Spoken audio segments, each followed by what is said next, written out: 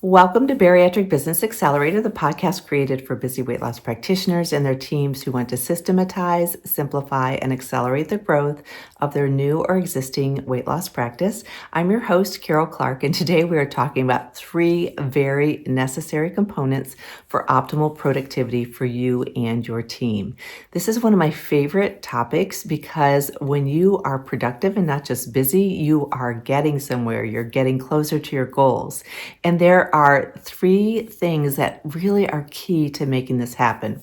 And I don't know about you, but I get so frustrated when I feel like I'm just spinning my wheels every single day and the same thing's happening. I'm putting out the same fires and I'm still dealing with the same team issues that might be coming up. And I see this in practices all the time.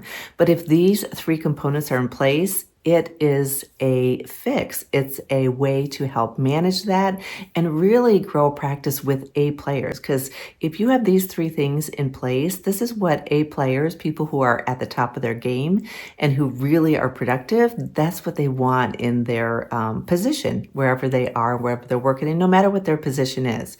I've found this to be true over the past, at the risk of sounding really old, 25 plus years. This is true. So those 3 components, the first one really is communication. Sounds very basic, I know, but it is a productivity multiplier. It can really make things so much more productive. And clarity is really key. People want to know the desired outcome, and they want to know how they fit in and how they will help to contribute to that success, whether it's something that they own or whether it's something they're assisting with. So the only way to have clear communication is to actually communicate on a frequent basis. And I'm not talking about meetings for the sake of having meetings. We can have quick huddles. We can have just a weekly touch base where we're saying with your top team, saying, what worked, what was accomplished last week? What are the goals for this week? How can I best assist you?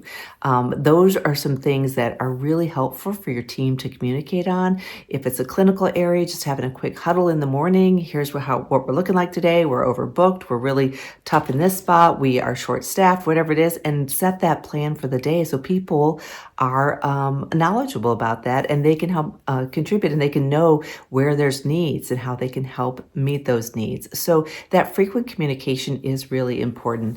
And it's not just a one-way communication, it is a 2-way communication. We want them to be involved. So we want them to feel really comfortable coming to you with any issue that they have, but also with 1, 2, or 3 possible solutions and how they would solve this. So we want them to become problem solvers, having some autonomy for that, but we want them to be thinking through that. So we want that 2-way communication to be very open and apparent, particularly with their immediate supervisor.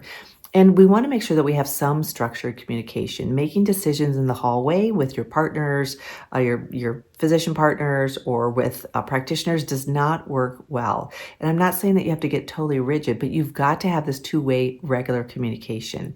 I've worked with lots of different groups, and I'll set up regular communication where we're really working through an action plan for something that we're trying to accomplish, whether it's adding a new program, whether it's adding cash pay sales, whether it's adding cash pay surgery, whether it's adding medical weight loss, adding aesthetics, whatever it is that they're trying to accomplish. And yet sometimes they get so busy putting out fires that the meetings keep getting put off and put off and put off. I'm working with one practice where this has been going on now for a couple of months. You can't get things accomplished unless you actually meet and you talk about what's the goal, how are we going to get there, and how are we going to measure that we got there? And if we're not there, how are we going to modify our plan? So that communication is so important. And it's something that has to take place. The other thing that is really important for productivity is role delineation. And what I mean by that is that everyone that is in on your team is working at the maximum for their particular role. Whatever their role is, they understand what that success looks like for that role, whether it's your surgery scheduler, whether it's your front desk, whether it is your MA, whoever's running the back, whoever's doing your finance, whatever it is, they need to know what success looks like for your practice. So what does that look like from a number of patients per day, per week? week, per month? What does that look like from the overall revenue? What does it look like from charges and how soon those are put in and what the accounts receivable is at? What does that look like for them? So they've got to have some role delineation and understanding about what success looks like for them.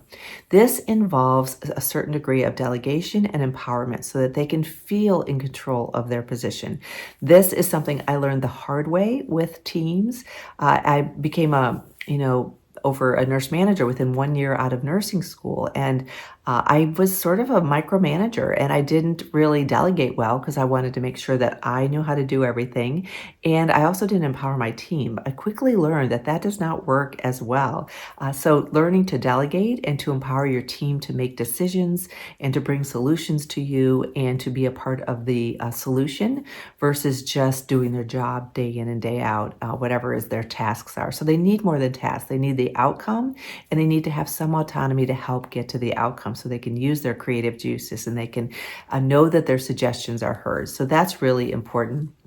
And when we do this, even though they have their own role, a certain amount, especially in smaller practices, of cross-training is so important because other people will bring new ideas, but somebody has to have ownership for that outcome.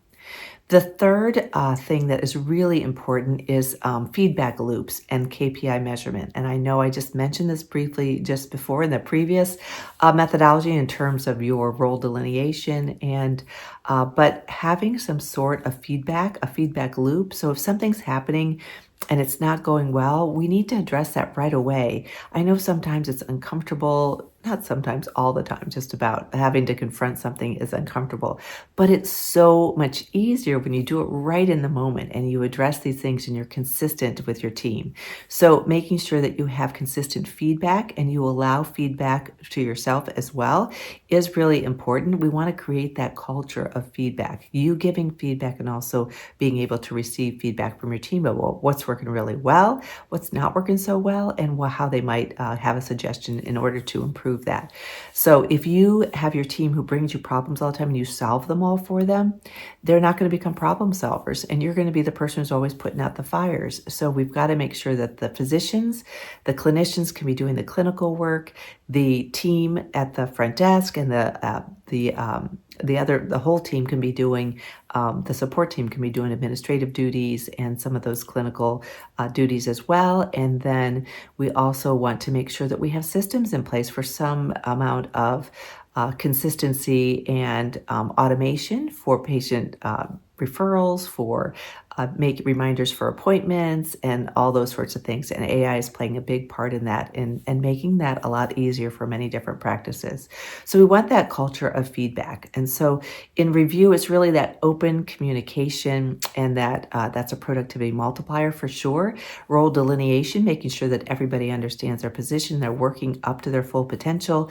And then finally, making sure that you have prompt and really helpful open feedback loops in place in your practice. And like I say, that comes from verbal feedback. It comes from feedback. Maybe you have like a communication within your EMR or Slack or whatever it is your team uses, making sure that there is that feedback. And meeting with them regularly, not just for the sake of meeting. It can be a small meeting, a short meeting, it could be a stand-up meeting, but you've got to have that communication back and forth. So those are the things that will really help take productivity to the next level in your practice and also help with patient team satisfaction and ultimately patient satisfaction at the same time. So I hope you found that helpful. I appreciate you being a part of my podcast. If you haven't subscribed yet, please do. And I look forward to having a conversation with you at some point if that is something that you would like. Otherwise, just keep listening and sharing with your colleagues. And I appreciate you very much. Thanks.